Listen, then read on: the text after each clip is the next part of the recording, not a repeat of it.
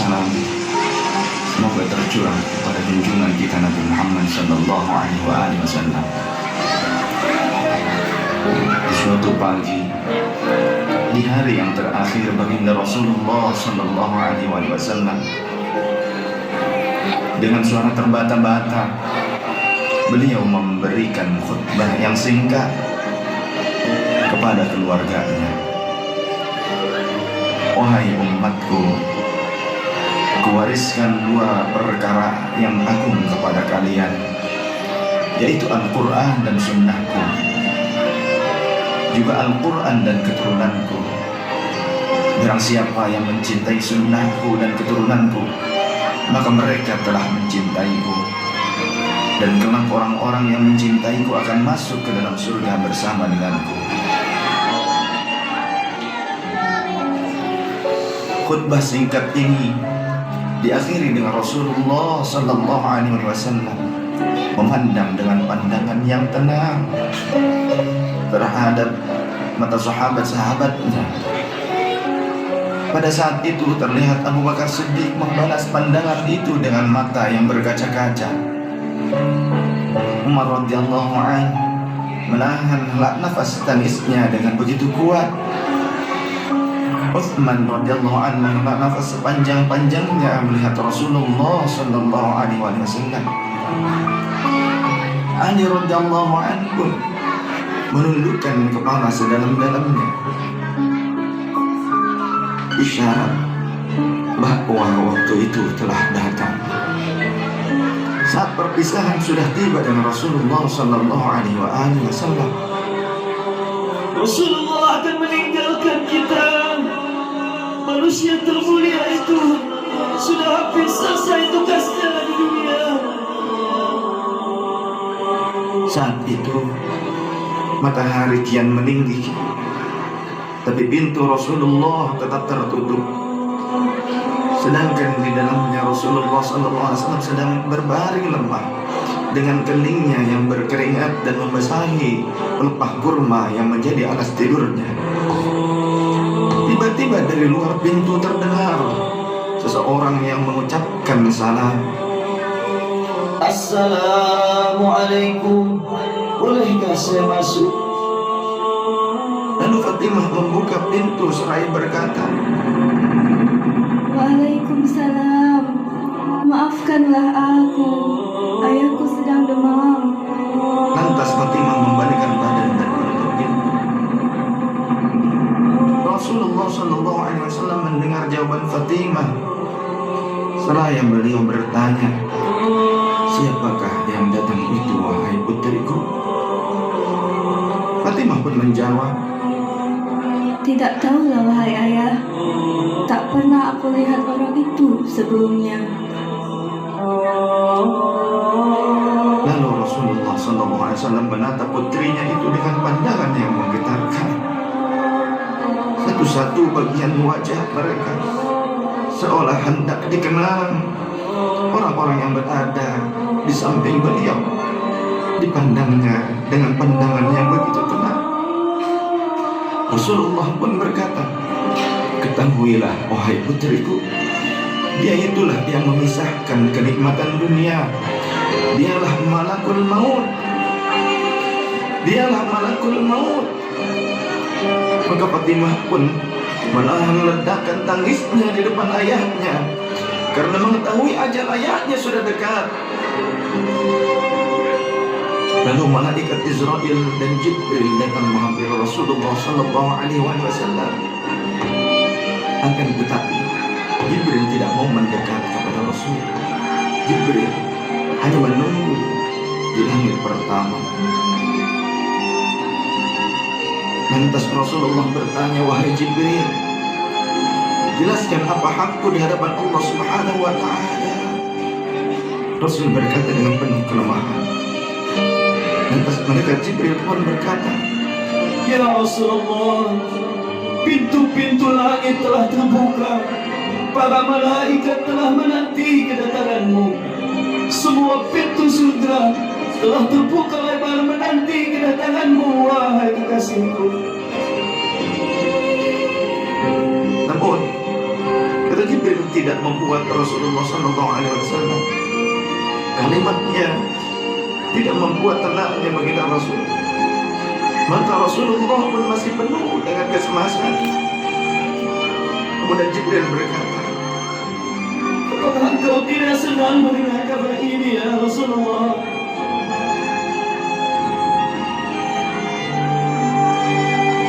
kemudian Rasul pun berkata, kabarkan kepadaku bagaimana nasib umatku kelak, wahai Jibril.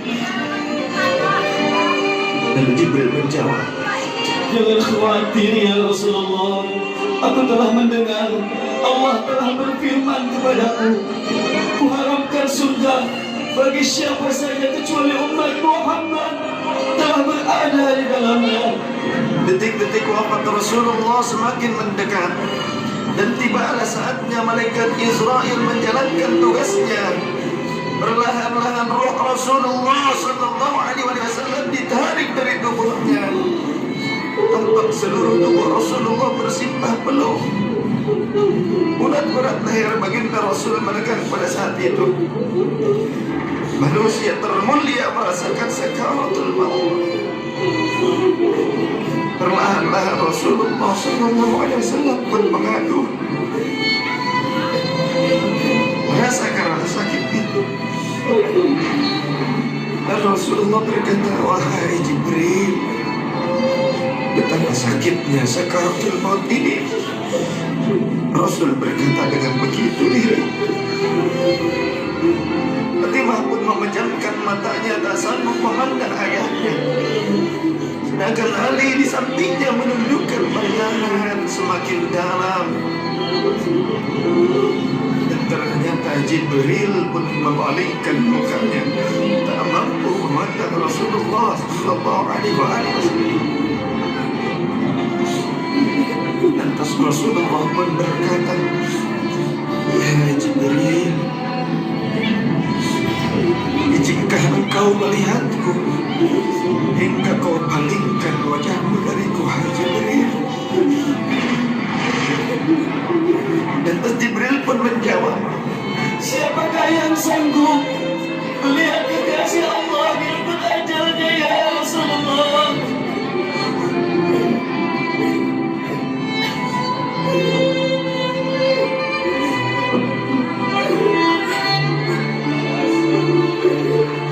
sesaat kemudian terdengar Rasulullah Sallallahu Alaihi Wasallam memanggil karena rasa sakit yang tak tertahankan lagi. Lalu Rasul pun berkata, ya Allah, dahsyatnya sakaratul maut ini ya Allah. Timpakan seluruh siksa maut ini kepadaku atas umatku, jangan pada umatku ya Allah.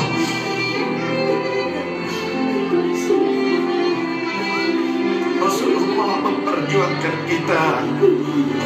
Badan Rasulullah mulai dingin dan lemah. Kaki dan dadanya sudah tidak bergerak lagi pada saat itu. Menegang seluruh urat-urat beliau. Bibirnya bergetar seakan hendak membisikkan sesuatu. Maka bergegaslah Ali radhiyallahu anhu mendekatkan telinganya ke bibir Rasulullah Sallallahu Alaihi Wasallam. Lalu Rasulullah membisikkan,